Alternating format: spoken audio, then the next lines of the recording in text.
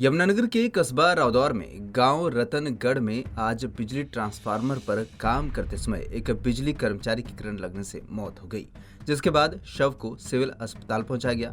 वहीं इसकी सूचना जब साथी कर्मचारियों को मिली तो वे भी सिविल अस्पताल पहुंचे और वहां पर जमकर हंगामा करते हुए अपने ही विभाग के कर्मचारियों के खिलाफ नारेबाजी शुरू कर दी।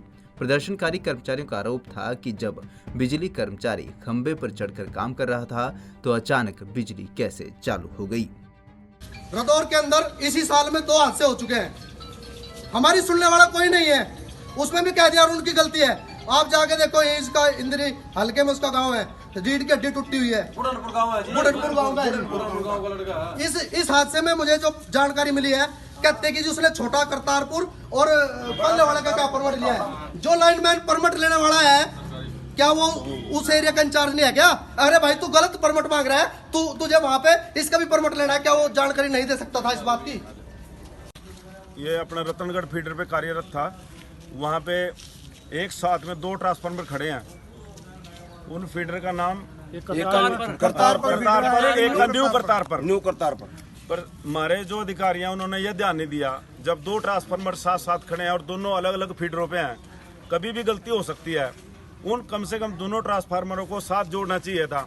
इस बच्चे ने परमिट लेके ऊपर चढ़ा, लेकिन वहाँ से उन्होंने इसको कंफर्मेशन दे दी कि भाई हमने लाइन काट दी है और आप इसका मेंटेनेंस का काम कर दो। ये बच्चा बहुत मेहनती था, ईमानदार था, 24 घंटे सेवारत था। किसी ने रात में 11 बजे फ़ोन कर दिया, उस टाइम चले गया, 12 बजे फ़ोन कर दिया, उस टाइम चले गया। इसने अपनी ड्यूटी ईमानदारी से समर्पण भाव से की।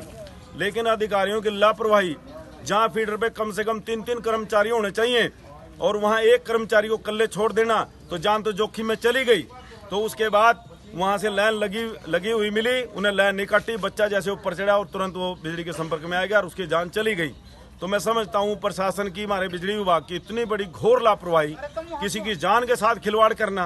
क्या करते हैं इस विभाग के मंत्री, क्या करते हैं इस विभाग के बड़े आला अधिकारी? मैंने एससी साहब को 2 दफा फोन लगाया, लेकिन उसने फोन नहीं उठाया। क्या जिम्मेवारी समझता है विभाग का? जो शीर्ष अधिकारी है उसको किसी भी टाइम इमरजेंसी में फोन किया जा सकता है।